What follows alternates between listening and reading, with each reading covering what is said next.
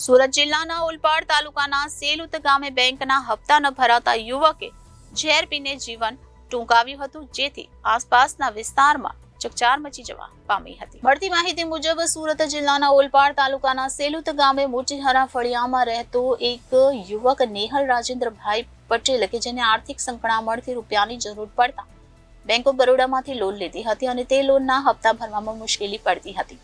કેટલાક હપ્તા ચૂકી જવાથી બેંકમાં ભરવાની થતી રકમમાં વધારો થવા લાગ્યો અને સાથે રૂપિયાની સગવડ ન થતા નેહલ ઘણા દિવસોથી માનસિક તાણમાં રહેતો હતો અને બેંકની લોનના હપ્તા ભરવાની રકમની સગવડ ન થતા આર્થિક સંકળામણને લઈને માનસિક રીતે ભાંગી પડ્યો હતો અને પોતાના ઘરમાં રાખેલી ઘાસ મારવાની દવા પી લેતા તબિયત લથડતા સારવાર માટે સુરત હોસ્પિટલ લઈ જવામાં આવ્યો હતો અને હોસ્પિટલમાં સારવાર દરમિયાન તેનું મોત નીપજ્યું હતું।